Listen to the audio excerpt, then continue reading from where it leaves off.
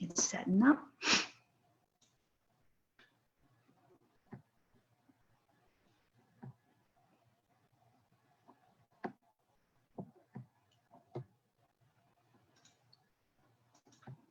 All right, we're getting there. I don't know if you can see me yet. I have to get back to my, it redirects me, so I've got to get back to my Dell. We're almost there. We're almost there. Felt like singing the Kit Kat bar. I don't know what. It's Wednesday. I can't believe this week has flown by. All right, we're almost there, everyone. Yeah, I can see that we are live. All right. Hello and welcome back to our live radio show. Yay, we're actually live radio show. Pretty cool. Everything Horses and More. I'm Caroline Best of the Dow Horsemanship, and I'm with my lovely co-host, Sabrina Arbogast. Awesome. So happy Wednesday, everyone. We are hoping we get some rain. It is thundering out there and looking promising. We've been really hot the last couple of weeks. The grass is drying out and getting crunchy. We've been heat index well into the hundreds. Horses have been doing great though. They pretty much can come in and out of the stalls like run-ins, and everybody's got fans and they still go out in the heat. Then they come back and they get hosed down. So yeah, the horses are doing really well. Thank God, because I know some people, one of our students here in Florida has not been doing very well with her horses. So I know she's had to get like cooling blankets on them, but she's had to change her routine. So that's one of the things down here is, you want to keep your horses in the shade, and trees are great because we have a great breeze because we're close to the water, the Gulf. So you want to keep your horses, if they're outside, at least have shade trees. If you don't have a lot of shade trees, they've got to have a place to get out from under the sun because it'll just bake them. Oh, yeah. Which drives me crazy when you see a lot of these horse farms here in the Ocala area that do not have a lot of trees, and these horses, it's horrible. But then the bad part about it is there are a lot of trees and you still see them suckers. You do. And they're all sweaty and they've got rain rot and they're losing their coats and their hair. And it's like, why are you melting? Yes. That's a good point. Yeah. So yeah, that's a good point. I have one of them that loves to do that. What the heck? Dash. And she's dark too. Yeah, I have to hose her down all the time. Yeah. Sundance is a hot mama. I gotta hose her down, and she's white, and she stays in most of the day on her own. All right, my dear. So we have got a couple of really good topics today.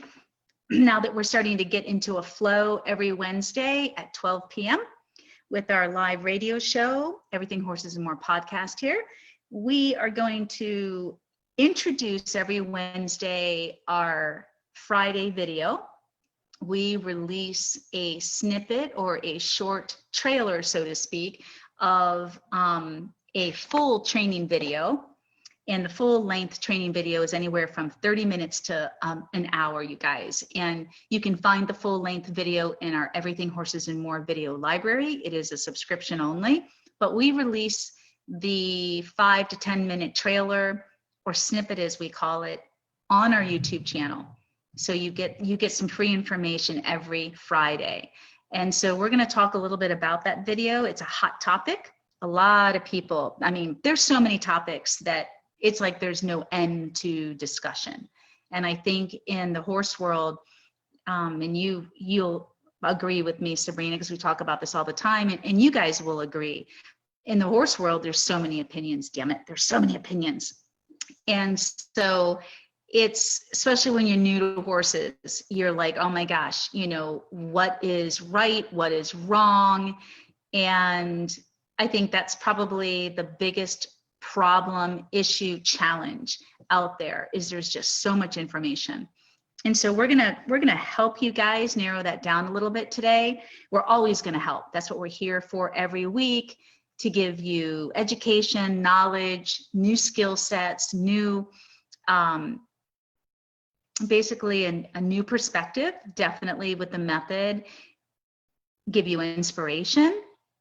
And for those of you that are on, I mean, some of our students, purposely, God, I love you guys. You show up for these live webinars because we're on Zoom / radio show, because you just want to offer those support, because it's life-changing. It's a game changer, working and with horses using this way, this method of mine.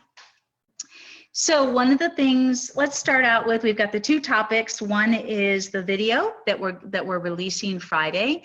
And the second is we're promoting our Spirituality of Horsemanship course this week. We're always promoting it, but specifically we are working on promoting the course. Every week we switch out and promote different courses. And this week it's Discovering the Spirituality through the Art of Liberty Training. And it's a very, very popular course. It's a huge course. This spirituality course is also included in my mastery membership program. So it's really, really deep, but we'll talk about that later. Let's go ahead. And Sabrina, you already mentioned on the Tao of Horsemanship Facebook page about this week's video. Yes, the common mistake. Yep. Beginner riders might. Yep, absolutely. And we got a few people who've already commented. And so every week, we're looking for questions from you all, that, conversations, topics that we can talk about. And so for me, as a student and as a teacher and instructor, the biggest mistake, I hate to use that word because it just has such a negative connotation, but I think the biggest area that beginner riders get misled, is you're not taught how to learn correctly. And I really had to go back into being a student and a learner in the learner mode when I was developing the online courses and understanding. I really wanted to wrap my brain around what are some of the best ways to learn. And for some of you that know me, I love learning. I am always learning. I'm always a student of life in general. I'm always doing research. And I put myself through college. I was a Bachelor of Fine Arts major, and I worked on all these extra advanced courses to get my master's, but I never did go get my master's. I decided when I graduated with my BFA that I really didn't want to continue with art anymore. And that's a whole nother life and story, but I'm bringing it up because I love school and I love learning, and art is a talent. When it came to actually studying, and whether it was studying art history or studying other courses and topics in college, I failed, you guys. I was a horrible learner, and I love to learn. And I took extracurricular courses, I took study halls. I mean, I had huge test anxiety. So it wasn't that I didn't have good habits. It wasn't that I wasn't disciplined. It wasn't that I didn't try. I did all of those things. And I also worked 2 to 3 jobs to put myself through school. And I had a horse. And I really didn't have much of a social life. I had a little bit of a social life. I really had a social life after college. I made up for it. But the point is, I'm in my 50s now. So this is 30 years ago. And it's like looking back as I'm developing these online courses, wow, what went wrong? Maybe I had a slight learning disability. I wouldn't say I'm dyslexic. I think a lot of us have some level of dyslexia. I often write backwards. And I think I've noticed the more, I'm writing and the more creative I am with all of this work and writing and preparing the content for all of you, that it happens even more. It's crazy. But I'm also a much better learner because of the way that I've been studying and developing my mind. And the biggest thing I want to say to you all, and I I wish that this information was given to me. And this also has to do with learning online. And because you have to study, you have to memorize. It's not with horse. In the horse world, we all like to say, well, I'm a better learner by experiencing. I'm a better learner by doing, which in other words, you could say it's a tactile or a kinesthetic experience. And that means that you're experiencing your learning through movement. I can say that we all, as riders, horseback riders, and owners of horses and working with horses, that's number one way we like to learn. But it doesn't mean it's the best way. And that's why I'm bringing all of this up. You know, this video has so much, while I'm going to be pinpointing, I think, 8 specific areas in this Friday's video, as far as the common mistakes that beginner riders make. I also, in the description of the video on YouTube, I'm going to be explaining what I'm talking about right now, is we need to learn the biomechanics, the concepts, the theory before we actually do it and practice it. We need to wrap our brain around. The best example I have as a learner is when I became certified as a working equitation instructor here in Florida in 2012 or 2013, I can't really remember, and had a phenomenal teacher here in Florida. She has since retired. And she had her, she was 4th level FEI dressage instructor who later in life, she's not much older than me, but later in life decided to get involved in working equitation. And she already had the dressage background, and she was already breeding Andalusians. She still continues to breed horses. Hey, Janine. Hi, hon. And she's just phenomenal. And I remember there was just a handful of us who wanted to become certified. Not even, I think there was 3 of us. And every week we would sit together in her office and study movement, study different disciplines, different riders, and movement. And we would train our eye. And I know that for some of you, or you might be like, well, this is her perspective, you know, your instructor's perspective on what is good movement. But I'm bringing this up because my instructor was amazing at applying common sense and breaking down movement, the biomechanics of movement, and the common sense of the movement. I mean, this is like taken away from us today. Nobody's like thinking for themselves. Everybody wants a quick fix, or they want that quick feel or that quick accomplishment. You see it all over YouTube. You know, here's a quick 5-minute video and a quick tip. Well, the tip might work, but where's the foundation? You know, where are the building blocks? The tip's only going to work if you're already there. You're already at that level of learning or at that level of skill. And so when you're a beginner rider, and I can remember this being 4. You look at the pictures of me with my ponies and my horse on my website, and you see me when I first started riding at the age of 4 in my little jodhpurs on Cricket, the little white Welsh pony. And I loved my instructor. Now I don't remember everything she was teaching me, but we would review the parts of the horse, the parts of the saddle, the parts of the bridle, the parts. I mean, we reviewed all of these things. And, you know, my instructor was also from Europe. She was from Germany. And I'm bringing it up because in Europe, there is a much stricter schooling for horsemanship and wanting to become an instructor. Like, you have to go to school for it, and you also have to apprentice. And I mean, it's a much more disciplined occupation than here in the States. In the States, anybody can call themselves a horse trainer. Okay, anybody. And so, yes, right, girls, we know that. Yes, yeah. And that's why I'm bringing this up, because so many of our beginner riders don't take the time to educate yourself. You know, now we have the wide world of the internet and the web, and we have this amazing opportunity, which wasn't really there when I was getting back into horses. I mean, the internet, I was doing web design in my other life and other occupation and all of that, but you didn't have all the material and the information that you have today. And so take advantage of it. And then it gets confusing too at the same time, doesn't it? Because you're like, who do I follow? Follow a master. Don't follow anyone out there that isn't at least in their, well into their 30s or older, honestly.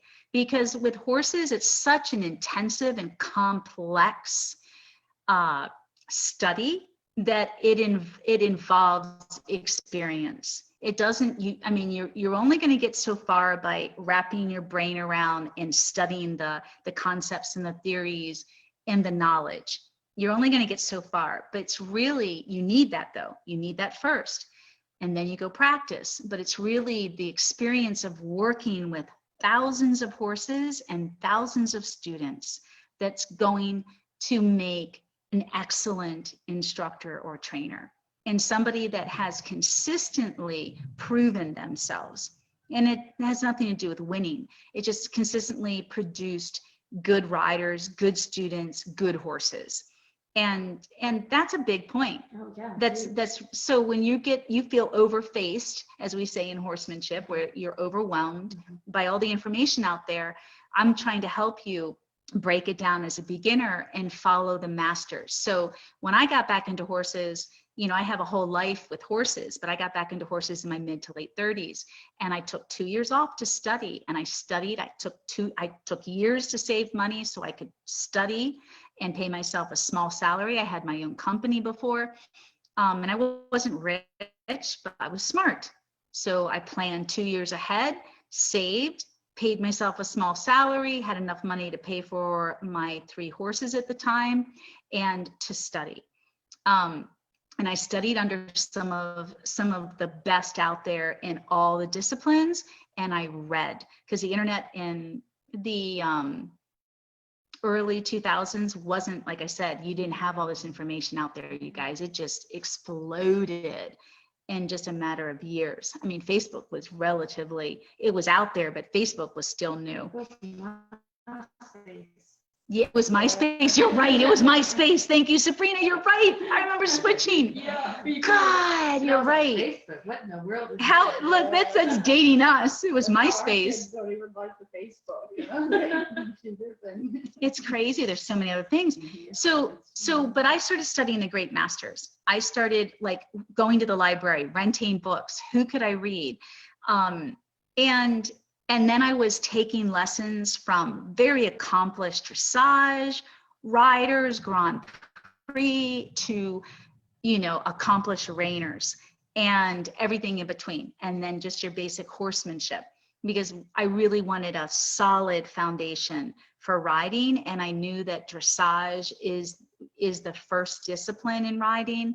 I mean, Xenophon, I can't say enough about Xenophon, The Art of Horsemanship. That was one of the books that I started reading. You've got Tom and Bill Dorrance getting into more of a natural horsemanship realm. I was reading their books. I was studying with so many different people to get as much information and then to connect the dots as far as how do I build a foundation? How do I develop this foundation in myself as a trainer and an instructor that wants to develop horses from the ground all the way up to riding.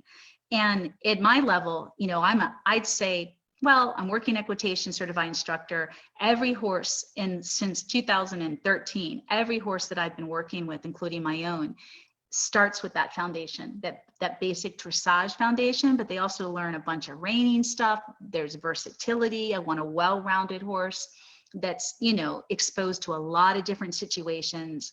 And not to mention, we've got this amazing relationship that we develop here, and Liberty, and then the whole biomechanics and the lunging.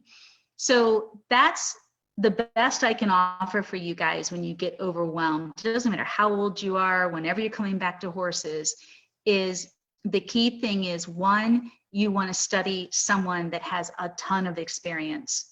And the second, that usually means they're a lot older. Come on, you can't be in your 20s and 30s with 2,000 horses under your belt successfully. And when I say over 2,000 horses, I mean I started them or restarted them from ground to riding, they were cantering, every one of them, and most of them had were really good on the trail too. I always had access to trails wherever I was. So most of these horses were very well rounded.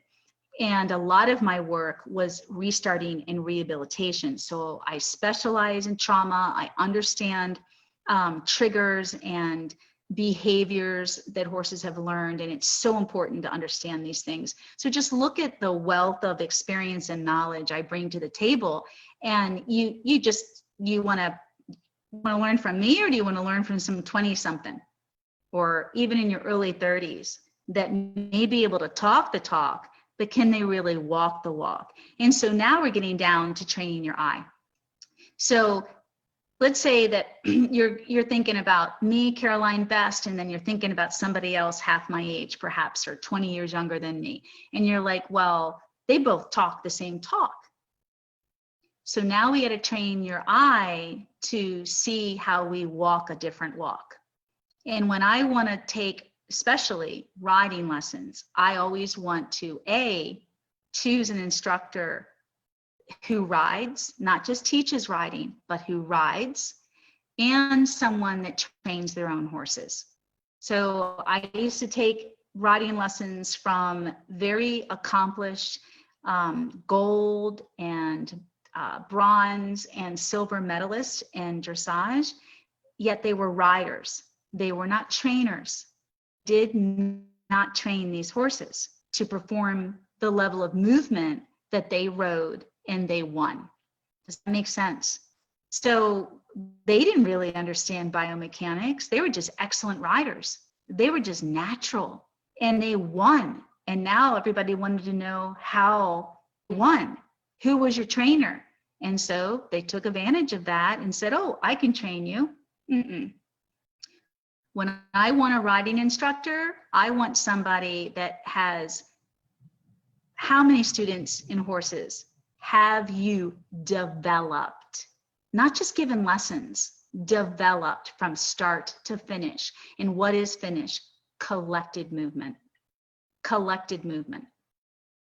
That's really the key here. It doesn't matter if they know upper level. It doesn't matter if they know flying lead changes. I've seen a lot of very popular horse trainers in different disciplines brag about their flying changes, this, that, and the other, and it's ugly movement. The horses are not collected. So there again, we have to train your eye to what collected, balanced movement looks like.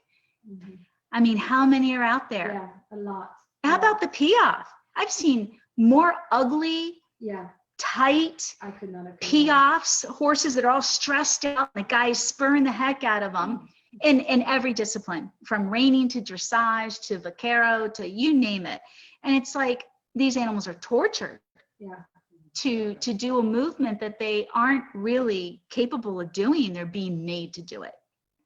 So that's where we keep coming back to training your eye. And it takes time. It takes time.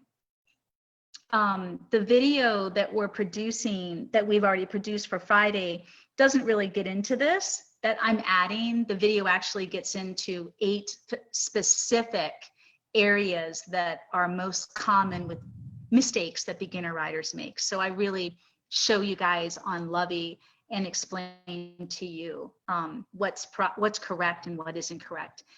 But I really wanted to talk about this because it's so important, because I don't see it out there. I don't see anybody really talking about how to learn. It always comes back to learning, and we have to study. We have to study with our eyes, and we have to understand the knowledge, and we have to understand the biomechanics of movement, both in the rider's body and in the horse, at least to some level. And not to overwhelm you guys, let's just say, well, as I always say, I want to ride, I want to develop the horse's movement that I want to ride first and before I ride it. So don't get so overwhelmed. Break this down. If you are coming back to horses and you want to learn how to sit the sitting trot, then that's great. Let's just start there, so to speak. You really have to start way before that, but we're not talking about the canter right now. So don't get overwhelmed. We're just talking about the sitting trot.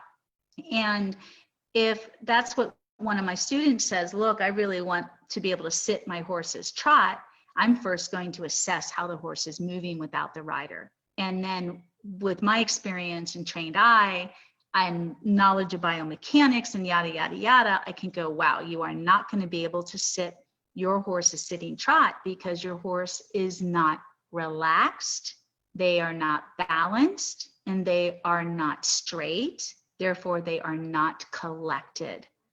And so if you try to sit that, you're trying to sit a very tight, bouncy movement that I can't sit. Nobody can sit. That's why you're taught to do the rising trot. It's a fallacy. Don't get me started on the rising trot. No, don't get me started. Or the posting trot. Oh, let me go. Let me go. Because if I have a new audience, I got to tell you guys, there is no reason why you ever should learn the rising trot. None of you. As a trainer of the horse, yes, I want to know, because when I get into advanced movement, refining my horse's collection, gymnastically, and so forth and so on, I will put the saddle on and we will work on finessing my horse's extended trot, working trot. And I will need the rising trot, but only because I'm developing the level of balance and elasticity in that trot so that I can sit it. When you look at all the professional dressage riders out there, professional, like they're competing at the, the highest levels, Grand Prix, whatever, Olympics, they sit all of the movement. They sit everything from the extended trot, the working trot, to the passage, to the changes, everything.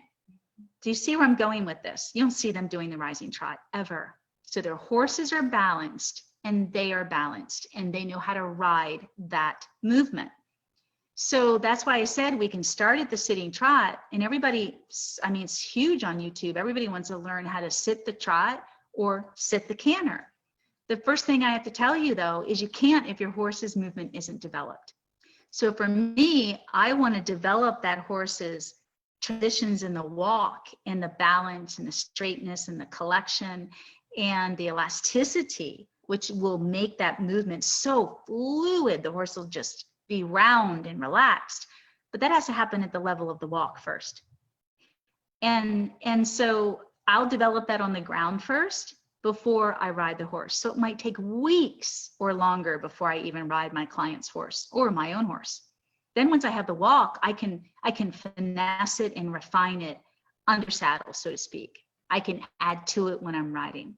Then I'm gonna work on the trot on the ground first. And I'm gonna work on the transitions of the walk and into a very collected trot, or maybe just work on the big working trot for a while and really get the horse to relax their frame, track up and stretch. I call it Pilates for horses. I mean, there's so many cool things I teach you guys in my online courses. So you see where I'm headed. It's more complex, unfortunately, than a lot of us are ever told or ever even think about. And I'm not bringing all of this up to deflate anyone, because a lot of my clients that start my mastery membership, they're like, oh my gosh, you're telling us not to ride right now. And I'm like, yeah, I am. If you've got a pretty sane horse and you can go out on a trail ride while you're studying my new method, which is going to be new to both of you, absolutely, there's nothing wrong with that. Enjoy your horse. But as you're developing the movement, that's where things are going to have to start to change. And you've got to wait, and you have to have more, patience, so to speak. But it's pretty intensive. It is, but it's also good for the long run. I mean, you're not just teaching your horse to collect itself. I mean, look at your girls. She's 20 years old and she still looks great. So, Sundance. Muscle confirmations are awesome. So we're not just, So it's like we talk often, when you develop a foundation on your horse, where they are balanced and collected, and a foundation means that you put enough time in them that it becomes mental and muscle memory. And when you put a foundation in all of us, your foundation, your horse's foundation, you don't have to practice anymore. And that's the point Sabrina's bringing up, is that all of my horses naturally carry themselves like professional athletes, and like they've been practicing Pilates. Their movement is so relaxed and so collected. Same with Janine's horses who have been in the method for a while. And so therefore they are on their own by grazing and frolicking and cantering and playing and trotting. They're using their body the same way that I would if I was practicing. So you're developing your horse to be a professional athlete, as I call it, because horses are not, they're naturally talented, but they're not natural athletes. They're lazy. They're lazy by nature. Yes. I mean, who's teaching you guys this? That's the science behind horses, to conserve their energy. So here we go. We just want to jump on them twice a week for a lesson and do, an hour's worth of rising trot and canter. And your horse isn't using their body correctly on their own. So have you even warmed them up and stretched them and help? I mean, you can't just get on and do this twice a week. It takes commitment and discipline and a routine, consistently using the body and developing the body until you don't have to anymore. And I love some of these idiot trainers out there who've been around for a while, and I don't feel like talking about their names right now. I mean, they've been around for a while and they're very popular. And one of these particular trainers, she's like, oh yeah, she's still practicing with her horse for years. And I go out there and I check out my competition. You guys know that I talk about it. I'm out there researching, seeing what's going on, and gives me a lot of fodder, a lot of thought and motivation to do the debunking series that I do on YouTube. Because I'm like, seriously, at this woman's age as a trainer, professional, international trainer, and the years that she's had her horses, she should not have to be schooling them and reminding them how to behave, or work. I mean, it should be imprinted. It's just a whole way of being. It is. And as long as she's been doing it, You know who I'm talking about. Yeah. She should not have that kind of problem, because I've been doing it for, let's say, consistently a year now. And I notice it on my girls. Like, I just do the same thing. Well, so yeah. And when we did some videos over at your place not too long ago, and I was so impressed with, it's just amazing. See, trainers do this, you guys. It's, we talked about this a while ago too, because I have a marketing, we all know I do my own marketing, but a marketing background. It's false marketing, and it's a level of manipulation. So if she's out there, this trainer, this professional trainer, and she's out there telling you that you have to work with your horse every day, it's her way of getting you to buy into her program.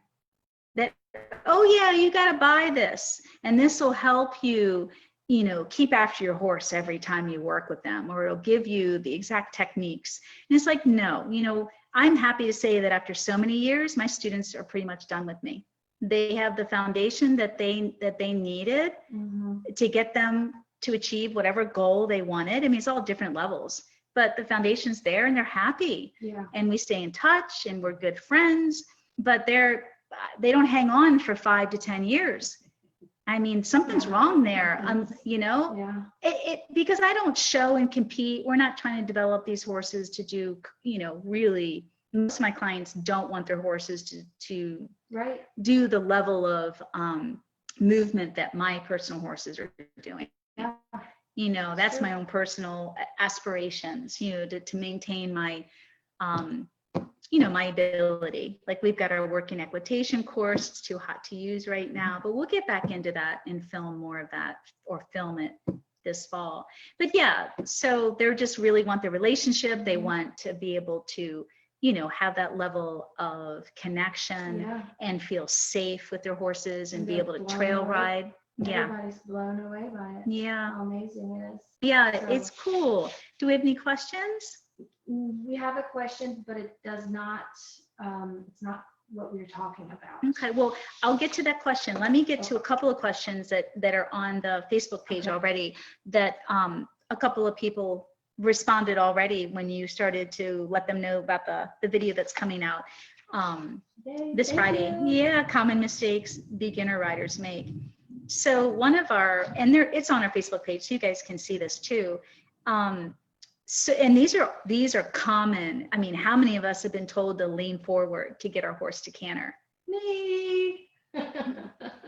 I remember that.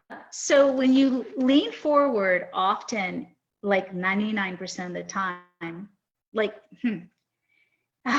this is so complicated because there's so much to talk about. It freaks your horse out because you throw your weight forward and you throw them off balance. That's number one. Yeah, I know that now. And so many people are taught, no, this is never talked about though. It's never explained or talked about, but they're taught to go, throw your weight forward, which naturally throws a horse's weight forward. But if you don't have a stable, mentally stable horse, or a horse that feels balanced, it'll freak them out. And then they can start bucking or taking off, or they get really nervous and panicky and become more reactive. And so, here you're talking to somebody that's worked with thousands of students and horses, you guys, and most of my horses have been restarts. So these are some of the common problems, like they'll come to find me and ship their horse to me. And I'm like, how did this accident happen? Well, I leaned forward during my lesson and my horse went ballistic. And so horses, if a horse does not feel physically that they are balanced in a movement, it causes so much panic and fear. And in my method, we teach when we lose our balance, our horses stop. And so if I lose my balance or I'm not in the movement and I'm learning Lovey's movement and Lovey stops too abruptly and I get thrown forward, or she slows down too abruptly and I get thrown forward, she stops immediately. Because she's like, you're no longer in the movement with me, which brings me to another question or a comment that I'm going to make. So many of you are taught to kick and squeeze your horses to go forward. Oh, yeah. Oh, absolutely. And so let's look at the common sense behind this. This drives me crazy. The minute you tighten your body, like your legs, to kick or squeeze your horse, you create resistance brace in your body as a rider. And when you create that level of tension in your body, you are oppositional to moving. That means the horse has a harder time moving because you're gripping. I mean, it just makes common sense. Mixed messages to them. Total mixed messages. Again, this is where we get horses pissed off, frustrated, or panicking. So there's again where a lot of accidents happened. And especially with horses that are not experienced, they don't know how to handle it. Is it raining? Yay, it's starting to rain. Yeah, Oh my your God, I love babies it. are running around Yeah, everybody's happy down here. Not only is it a big relief, but boy, we need it. Yeah. And the grass, like I can tell when the grass is drying out on my side of the farm with most of my horses, because they're like in the stalls waiting to get something else. The other side of my farm has better pasture. So, and I think the third number one is hand position. Like everybody rides with their hands way down, almost on the horse's wither. And again, when you're talking about a positive or correct rider position and you want to feel balanced and secure and confident, you don't want to do anything that's going to pull you off your balance point as a rider. And so every time we're being taught to keep our hands, let me see if I can put my mic.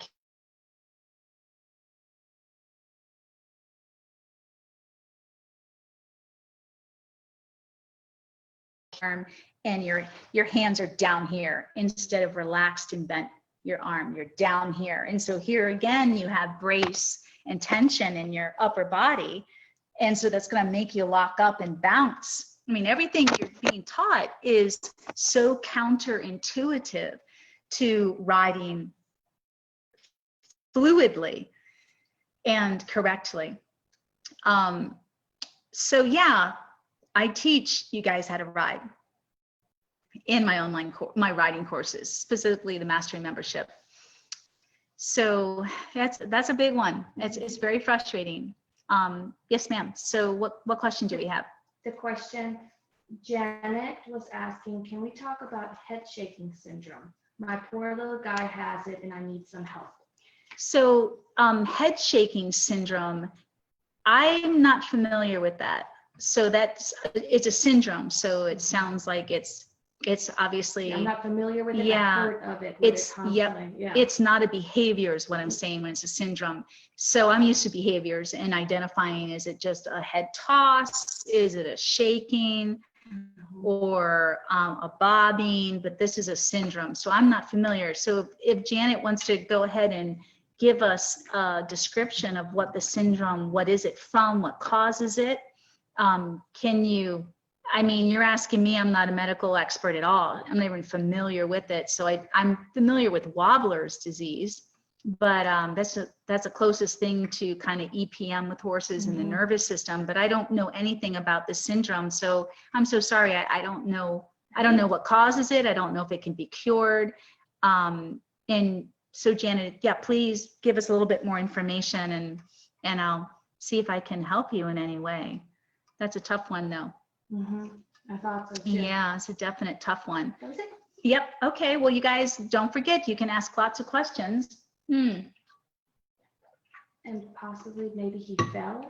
It's coming with allergies and possibly maybe he fell. But when you say it's a syndrome, Yeah. that means it's been diagnosed as not a disease, but Right. it's not a behavior. It's not something your horse has learned. It's attributed to something's caused it. So I can't help. I mean, you've got to get a professional like chiropractor or vet out there to, maybe a complete MRI on your horse, see if there's any, or nerve blocks, block some nerves to see where the damage is. She said, it's okay. He's so sweet. And I think you can help me to connect better with him working. Oh, thank you. Thank you, Janet. Yeah. I mean, I can definitely give you advice on how to determine the cause of it when it's a physical, but it would be calling the vet. And like I said, if it's associated in the head, it doesn't necessarily mean it's all about the head. It could be, often the teeth affect a horse's movement. And so you need a professional that, as I said, or chiropractor that's licensed, that comes out, and even an equine dentist. I know that horses, like I mentioned briefly, it's easy for me to identify, is the horse tossing its head, which is an attitude, it's an expression too, or is the horse doing a shake? When you're working with them, that's usually a somatic release, an emotional release. Or often, I've worked with so many different gaited horses, depending on the gaited breed, you definitely get a head bobbing because of the movement, the gaiting, but some gaited horses bob a lot more than others. And it has so much to do with a hind end issue, because gaited horses, predominantly by nature of the breed, doesn't matter what breed of gaited horse, they're weaker in the hind end than a non-gaited horse. So that's often a big issue. And as soon as you develop the hind end and more balance and strength and collected movement in the gaited horse, the head bobbing becomes very minimal. So, okay, anyway. But yeah, you can email me directly, all of you, Caroline@dowofhorsemanship.com. And we're going to talk, if we don't have any more questions at this time, we are going to talk a little bit about discovering the spirituality of horsemanship through the art of liberty training. As I mentioned earlier in this podcast, this course is also included in the Mastery Membership Program. It is the first course that you begin with.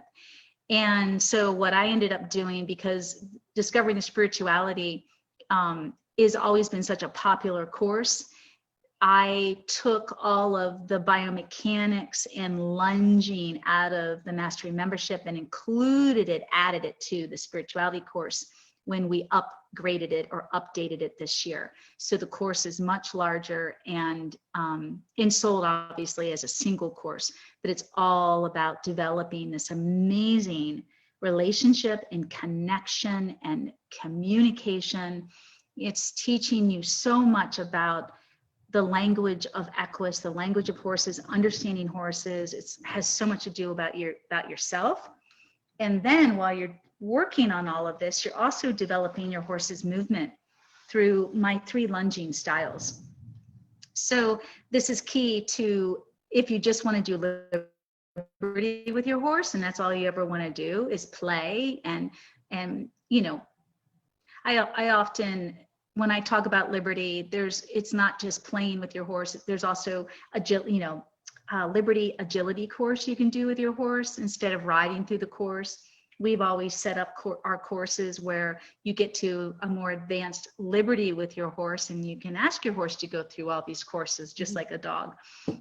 So it's an agility course. So the spirituality can take you into that development, but then it's also the foundation of your riding, because I teach you on the ground how to become a good rider. And I teach you how to align and synchronize the internal rhythm within you, the embodiment of energy, so to speak, so that you can just ask through the movement on the ground, ask your horse to mirror that movement.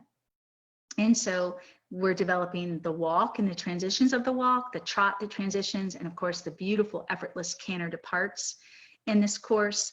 And you are right there on the ground, lifting and asking your horse to do the same movement that will naturally happen in your body when you ride.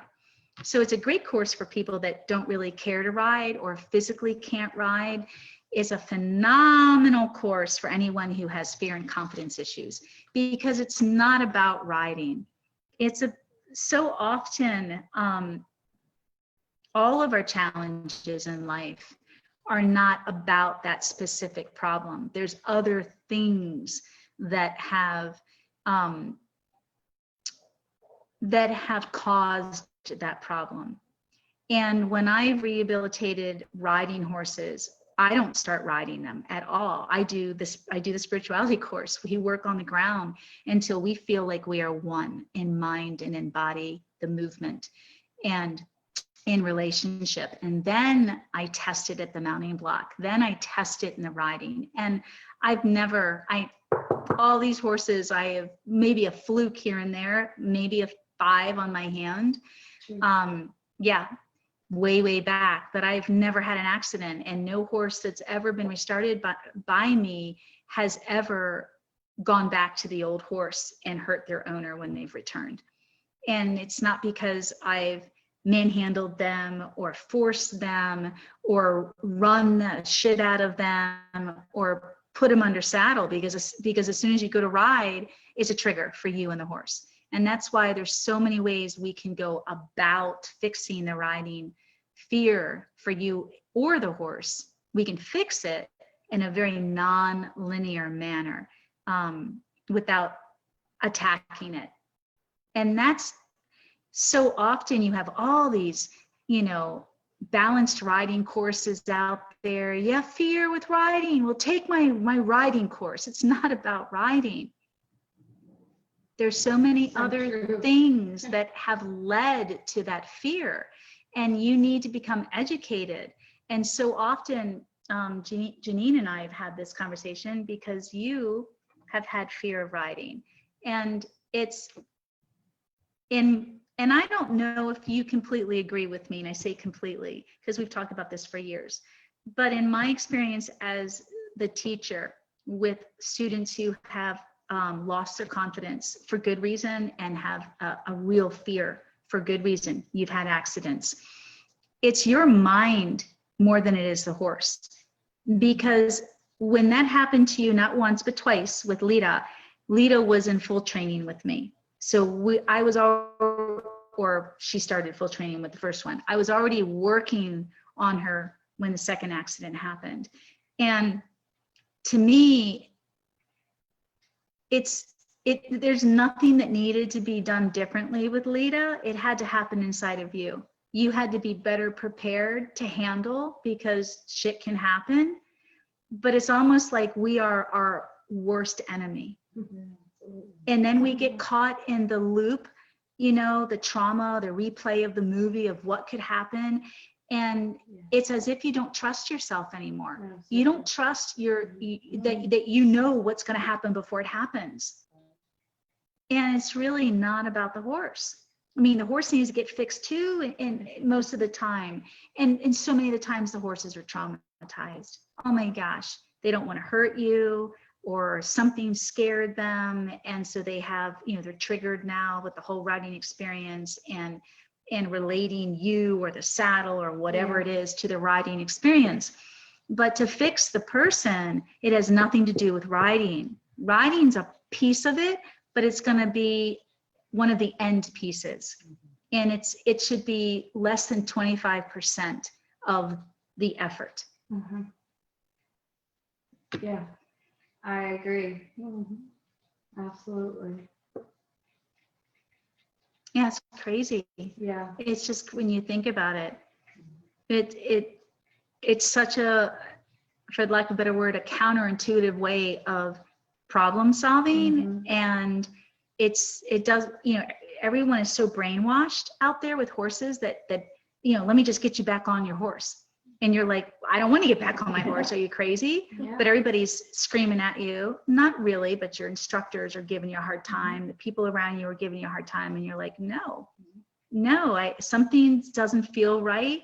Something has to change within me. Or I don't trust my horse anymore because I now know my horse has got some issues and some triggers.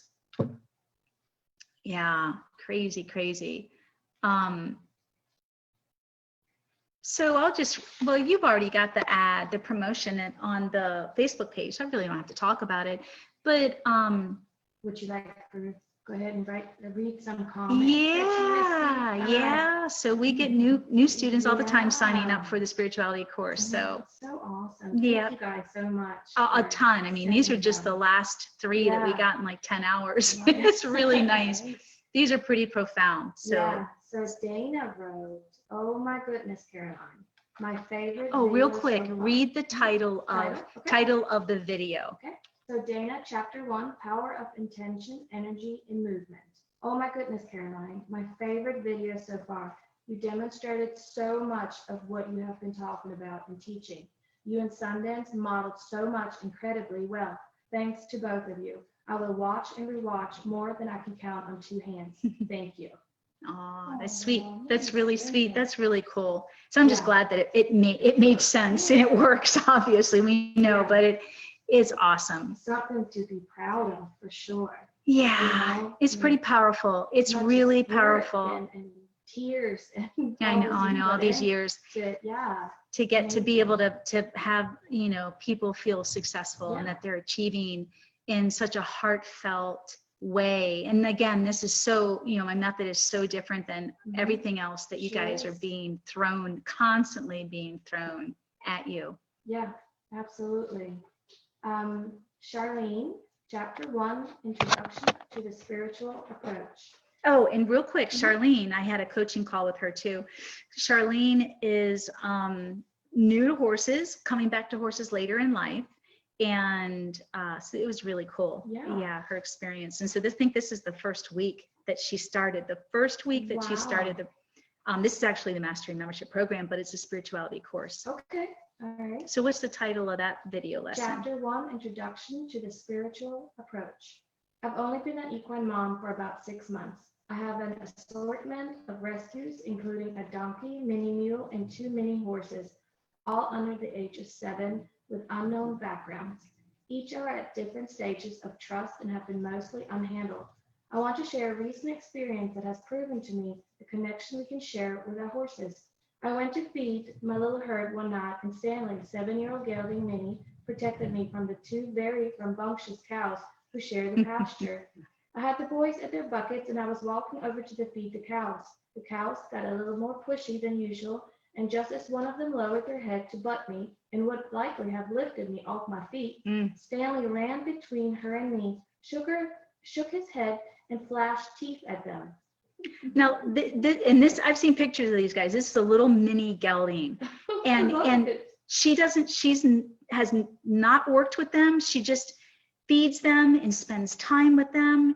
They're almost somewhat feral a little, all of these guys. So she has a relationship, but it's just beginning. She hasn't like been able to really touch them and bond with them. But just in the first week of shifting her mindset to all that's possible, and reading wow, and opening her heart and believing the magic that we all experience every day with our horses, because we follow this and we've opened Pandora's box. And I'll let you continue. It's amazing. They both backed out. Once I had put the food in their trough. Thank you. And stepped back, down, nestled my belly, and sauntered back to his feed bucket, which was about 100 feet away. Since that evening, the cows remained a respectful distance from me. It was so powerful how aware he was and connected to me, so different from the last 6 months. All this I attribute to opening my mind and spirit base of only the first week of courses. I can't wait to see what next week brings. Well, she plastered this all over everything. She put it on the Facebook and Mastery membership, everything. She was so excited. But there was another email she sent me, and I don't know if she left this part out of this particular experience, or if there was another. I think it was this one. When this all happened, I'm pretty sure, because she's got 5, that Stanley got in the middle like a dog and protected her. Wow. But then the others ran to make sure that they were okay. And then she said they walked all the way back up to the barn together. That's never happened. Like they escorted her. Wow. That's how creepy cool as we experience every day here, you guys, because we believe in this and understand it. I mean, the horses understand so much beyond what you're being taught out there. I mean, it's so hard you can't scientifically prove this, okay, that they can read your minds and understand what you're feeling and saying, but we can prove it through all these comments. That's why we're sharing these comments. It's not to boast about the work or brag. It's like, you guys, it's real. It's one thing when we talk about it, I could be paying you guys, right? Yeah. That's right. I know. Thanks for that free board. Yeah. But it's another thing when our students are experiencing this. And in words, it's so hard to find the words to express. I think, I'm not saying we're boasting about it at all. We just would love for everybody to feel that connection with their horses, because there's so many horses out there that are just longing for that one person. Yes, to belong, to absolutely belong. Yes. And the energy that's created, the level of spiritual, the energy that's created, the positive energy that we create when these moments happen is life-changing. Yes. And and we all have shit, we all have stress in our lives. I'm not saying that we're ignoring any of our reality, right? But to be able to have these moments, and not just with your horses, this opens up your whole world to all of your relationships, your family members, your friendships, everything. It changes everything. It's a game changer, you guys. It's just a game changer. Absolutely. And it's positive energy. Yeah, your whole thinking, everything will change. Your feeling, your thinking, your heart. It's just so positive. I agree. Do we have one more, I think? We do. We have Aurelia, 4th stage of training, how Liberty training develops your riding. Thank you, Caroline and Sunday. I'm thoroughly enjoying and soaking in all the sharing and wisdom you are providing. I knew there was a different way to be with horses. I have prayed for years to find this style of work. I had a thoroughbred for 16 years, and I was taught to use domination as a form of training. When I started my own healing journey through yoga, American shamanism, Buddhism, and other holistic philosophies, it started to shift my consciousness, which transferred to my horse's work. Neville, my thoroughbred, was showing me so many traumas from being on the track and then being with a coach and training system that was also traumatic when we evented. And I had taken on a lot of that oppression within my own work with him because I did not know any better, still working on forgiving myself. Oh. But my last few years with him were lovely. I listened to him much more, started doing massage and energy work with him, and he started me on my healing path with horses. We had to put him down in November of last year. Aww, and losing him has given me more inspiration to change training methods and build true relationships with horses, to face my ignorance and shortcomings with love and compassion, and then to be a better partner to my horses. With yoga and Qigong, It's a tough one. You're good. You said it well. as well as working with plant medicine that showed me the lining of the horse and human chakra systems, I was on the hunt for someone who was speaking this language already. A couple months after Neville's transition, I found you. You have answered my prayers. I now work with full horses, and although the owners want me to ride and exercise the horses, so they will be obedient when they ride them, I have changed my approach, and the owners are seeing a difference. I am at the beginning of this journey, but I'm already so thankful to have you as my guide, even though the internet, instead of focus on the riding, I'm focusing on the Liberty work and then just being with them when I can. Thank you. Thank you. Thank you. So much gratitude, and hopefully soon I will be able to have an online session with you, and the big dream is to come to an event of yours. But first, step by step, deep gratitude, Aurelia. That's just makes me want to Wow. cry. I'm trying not to. I know. Wow. I know. I think that just came in last night. Yeah, just beautiful. It's life-changing, you guys. It's a definite game changer. I mean, we've got some of our students, Charlene, who we just read, her comment is on, hi, Charlene. I love it. So I might have gotten that story, like I said, I couldn't remember if it was the second email that you had sent to me about the babies coming down and escorting you back up, but this is just the beginning. One of the coolest things of the spirit, one of many, God, I think this is definitely one of the building blocks though, is it slows you down so that you pay more attention to all the possibilities, to all the potential. My husband is very, very intuitive and very science and very brilliant to a fault. And yeah, sometimes I take it personal when we get into discussions about stuff like this, but not so much anymore. We've been together a long time, not so much anymore, because he's trying to rationalize it. And in the process of our discussions, he also gets to experience it, which is really cool. So that shuts him up, and words can't express. And he gets to experience it in patterns, like he sees it happening over and over again, and not just with one of our horses, but with all of the horses. And so that has, what's the word I want to say? Actions speak louder than words, right? It's one thing when I talk about it and then we talk about it, he and I, or we argue it. But even when we argue, where I'm headed with that, it's been really good. And I've mentioned this to you a couple of years ago, because I'd get so frustrated, why do I feel like I have to prove myself to you? But we weren't, it's a long story, guys. Been together 10 years. We just got married a year ago, and we now live together. But we've had a long distance relationship this whole time. Yeah. He works in Tampa. I'm up here in Ocala. We now have our own farm. And with COVID, he now lives at home. And it's perfect timing. We would have killed each other earlier.